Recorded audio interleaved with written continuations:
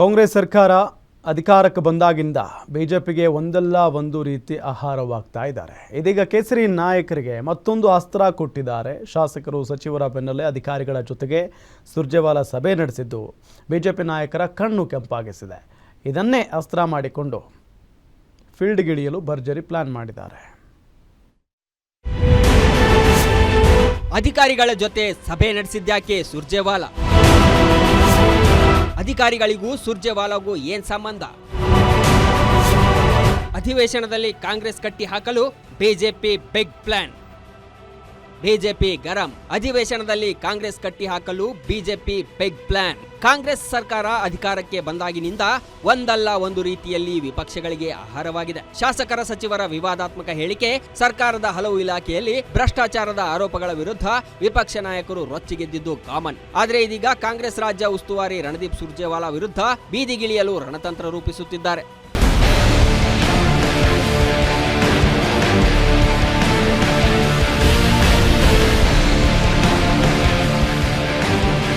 ನಾಯಕತ್ವ ಬದಲಾವಣೆ ವಿಚಾರ, ಭ್ರಷ್ಟಾಚಾರ ಆರೋಪ ಹಿನ್ನೆಲೆ ಸುರ್ಜೇವಾಲಾ ಕಾಂಗ್ರೆಸ್ ಶಾಸಕರ ಸಚಿವರ ಜೊತೆ ಸಭೆ ನಡೆಸಿದ್ರು. ಇದರ ಬೆನ್ನಲ್ಲೇ ಅಧಿಕಾರಿಗಳ ಜೊತೆ ಸಭೆ ನಡೆಸಿದ್ದು ವಿಪಕ್ಷ ನಾಯಕರಿಗೆ ಮತ್ತೊಂದು ಅಸ್ತ್ರ ಸಿಕ್ಕಂತಾಗಿದೆ. ಇದನ್ನೇ ಬಂಡವಾಳ ಮಾಡಿಕೊಂಡ ಬಿಜೆಪಿ ಕಾಂಗ್ರೆಸ್ ಸರ್ಕಾರದ ಅಧಿಕಾರ ವಿಧಾನಸೌಧದಿಂದ ನಡೆಯುತ್ತಿಲ್ಲ, ದೆಹಲಿಯ ವರಿಷ್ಠರಿಂದ ನಡೆಯುತ್ತಿದೆ ಎಂದು ಗಂಭೀರ ಆರೋಪ ಮಾಡಿದೆ. ಬಿಜೆಪಿ ರಾಜ್ಯಾಧ್ಯಕ್ಷ ವಿಜಯೇಂದ್ರ ಟ್ವೀಟ್ ಮಾಡಿ ಸರ್ಕಾರದ ವಿರುದ್ಧ ಗುಡುಗಿದ್ದಾರೆ. ಸರ್ಕಾರದ ಆಡಳಿತವನ್ನು ನಿಯಂತ್ರಿಸುವ ರಾಯಭಾರಿಯನ್ನಾಗಿ ನೇಮಿಸಿರುವುದು ಸಾಕ್ಷಿಯಾಗಿ ಅವರು ಸರ್ಕಾರಿ ಹಿರಿಯ ಅಧಿಕಾರಿಗಳ ಜೊತೆ ನಿರಂತರ ಸಭೆ ನಡೆಸುತ್ತಿರುವುದೇ ಸಾಕ್ಷಿಯಾಗಿದೆ. ಈ ಸಂಬಂಧ ಅನೇಕ ಸಚಿವರು ಅಸಮಾಧಾನ ವ್ಯಕ್ತಪಡಿಸಿದ್ದು ಸಚಿವ ಕೆಎನ್ ರಾಜನ್ ಅವರು ಬಹಿರಂಗವಾಗಿ ಆಕ್ಷೇಪ ವ್ಯಕ್ತಪಡಿಸಿದ್ದಾರೆ ಅಂತ ಟ್ವೀಟ್ ಮಾಡಿದ್ದಾರೆ.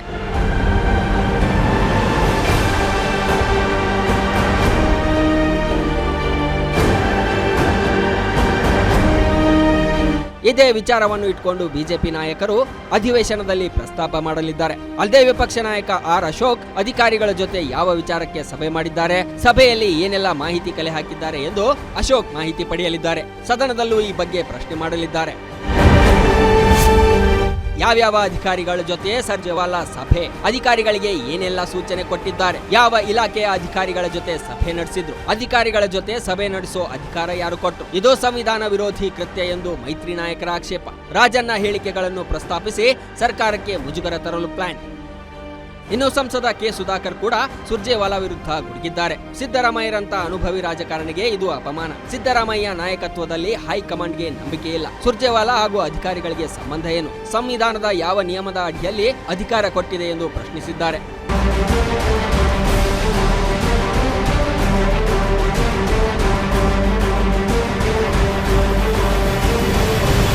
ಸರ್ಕಾರದ ವಿರುದ್ಧ ಹೋರಾಟಕ್ಕಿಳಿಯಲು ಬಿಜೆಪಿ ಈ ಬಾರಿ ಭರ್ಜರಿ ಪ್ಲಾನ್ ಮಾಡಿಕೊಂಡಿದೆ. ಸದನದಲ್ಲಿ ಸರ್ಕಾರವನ್ನ ಕಟ್ಟಿ ಹಾಕಲು ಈಗಾಗಲೇ ಸಿದ್ಧತೆ ಮಾಡಿಕೊಂಡಿದೆ. ಈ ಎಲ್ಲ ಅಸ್ತ್ರಗಳನ್ನ ಬಿಜೆಪಿ ಜೆಡಿಎಸ್ ಯಾವ ರೀತಿ ಬಳಸಿಕೊಳ್ಳಲಿದೆ ಕಾದು ನೋಡಬೇಕಿದೆ. ಕವನ Shivanna, political bureau, guarantee news.